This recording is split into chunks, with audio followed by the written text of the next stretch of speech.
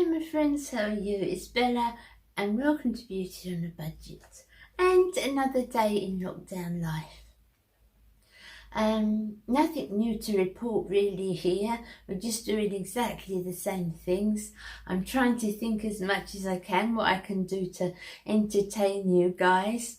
Look, I think one of the things that having that much time does is it makes you think, and because of what's happening, I think it's kind of training your mind to think more positive things, because it is hard, isn't it? It is hard. You turn the news on, it breaks your heart. So you have to work at trying to do, I have to anyway, I have to work at trying to kind of keep positive in all this. But I'm thinking of things that I could do, you know, while you've got the time, and that you could do as well. Last week I did a video about my birthday, and I so enjoyed doing that, you know, and looking at the things that was about when I was born all that time ago. Now I was thinking this morning, what about my first makeup? So I was born in 55. I can't remember not loving makeup. I know I've told you guys that before. I've been a cosmetic lover since I was in the eye to a grasshopper. I really have. I've always loved it. I used to watch my mum, and all the time when she was going to work, I would sit on her bed, because she had one of those old fashioned dressing tables, you know, with the mirror and then the two side mirrors that come out on the arms. And I would sit on her bed and watch her all the time doing it. I've always loved it.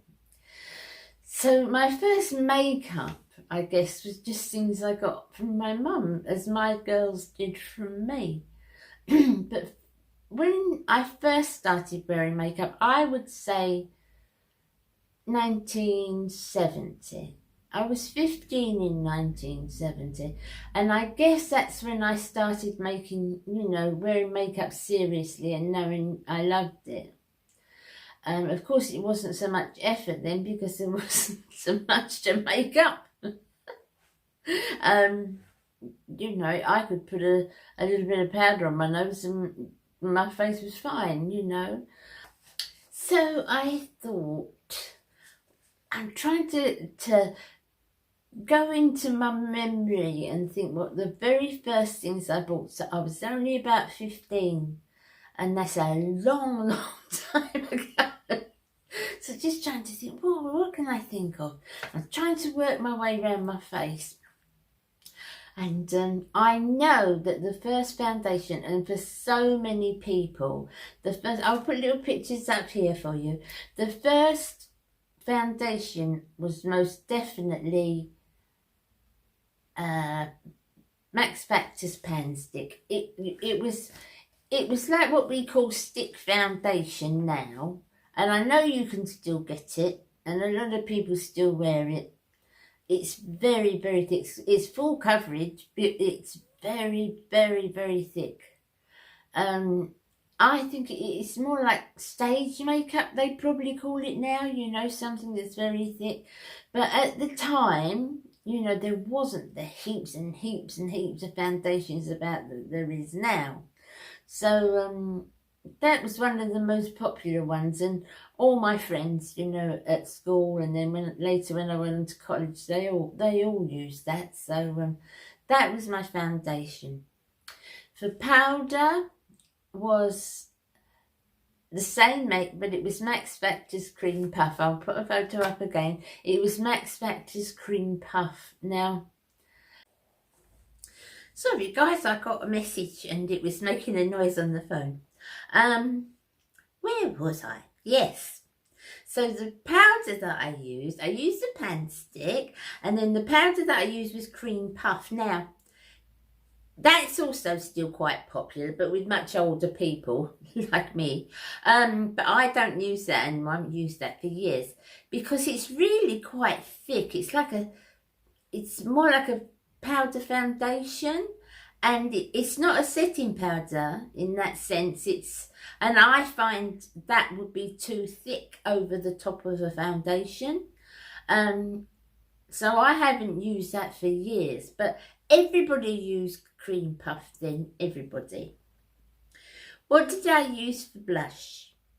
I was writing the names down here. I used Revlon Moondrops, they were called, and it was a bottle of blush. Now, Revlon started about 1970 doing a lot of things with like a highlighter in. Highlighters weren't fashionable then. Nobody knew about highlighters. Nobody knew about contouring or anything like that. It just wasn't done here. Nobody knew about it. But Revlon started doing a lot of things, and they were called lights, different things, and then lights at the end of the name. And that started, I would say, sort of 72, 73, around that time. And I used to use the ones called Moondrops, Moondrops Blushing Silk it was called. And it was like a highlighter blush.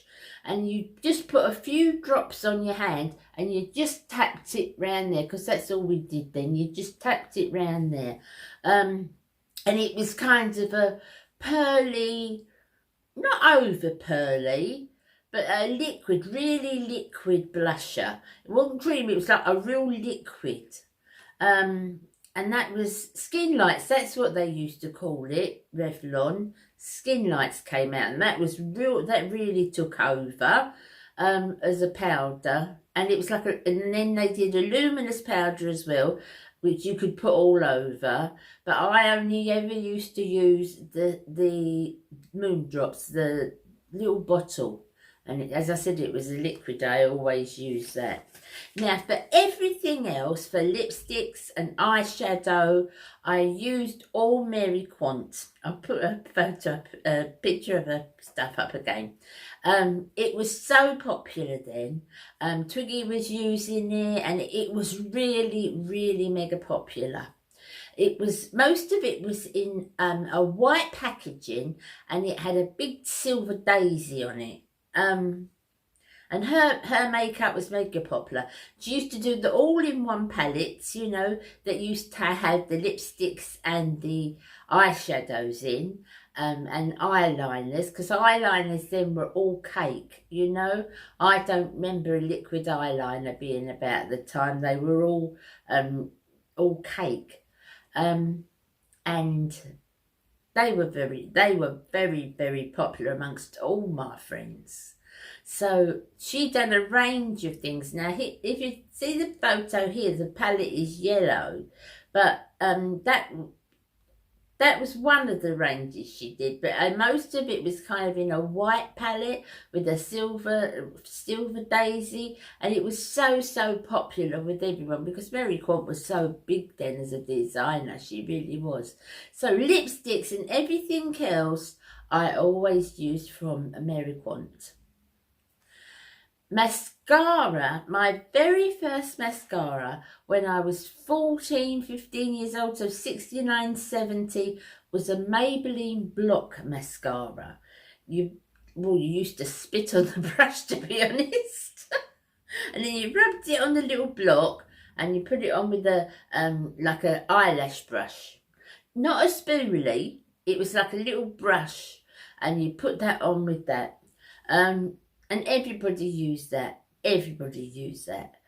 I think the first liquid mascara, the first tube mascara that came out was the Maybelline, did they call it Great Lash? And it's still available now. It's in a blue, in a very bright pink tube with a sort of luminous green lid. Everybody got that. As soon as everybody sort of tossed the Maybelline one to one side, the block one, and we all got that. But let me tell you, it was never much of a mascara, and it still isn't. But for a lot of people, it's a cult mascara. A lot of people really like it. And as I say, it's been out years and years. But as far as I can remember, that's the very first high street drugstore mascara that came out, was that. All me and all my crowd got that. Perfumes. Now, this is one that I was thinking, I wonder if any of my friends will remember that. Do you remember Kiku? It was in a bright, I'll put a picture up again. It was in a bright, really bright yellow bottle, glass bottle, the perfume, the cologne, and then they had a powder puff with it, a body powder puff, and it was in a ball, a dome. And you lifted the lid off the dome, and there was a big yellow puffer inside. Everything, and I was thinking, when I was trying to look back, I thought, I remember what I used as perfume. That Kiku.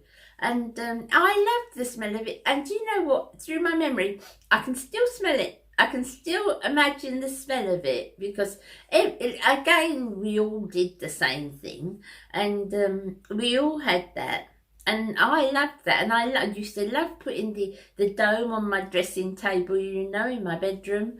Yeah, just anybody remember that Kiku? Because I know it's not about now. Nobody's got that now, but I really loved that.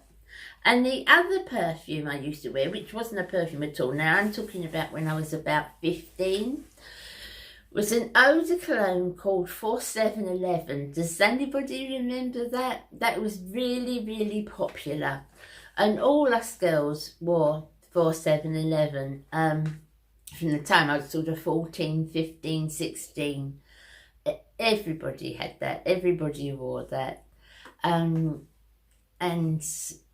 you know, before Worth came out, that was war. I don't think it was before Worth came out. I think it was, no, definitely not, because Worth came out in 55 when I was born. But before we started wearing anything as mature as Worth, or as sophisticated as Worth, we all wore 4711. I'm sure there's a lot of you that must remember that. Yes, they were my things. I'm sure a lot of you, because obviously everything wasn't about like it is now, and there wasn't the choice that there is now. And I'm sure that a lot of you must remember that. Remember a lot of the things that I spoke of, and probably use them yourself. Let me know, guys, because I love the interaction when we sort of share what we think together. So that's my little video for today. I hope you're well. I hope you're safe. I know we've got to stay indoors, but you know, do your best to keep your chin up. It's not easy, especially if you've got someone with it. It's not easy. I know that. I know that. Our lovely Barb and her husband Denny, they've both had it. Denny's in hospital with it. Barb didn't go into hospital. We know Take Control Beauty. We know Barb's channel. Lovely, lovely lady, and she's been out of her mind with it. So anybody that's had it, you know, to say keep your chin up is very, very hard, because it's a very hard time.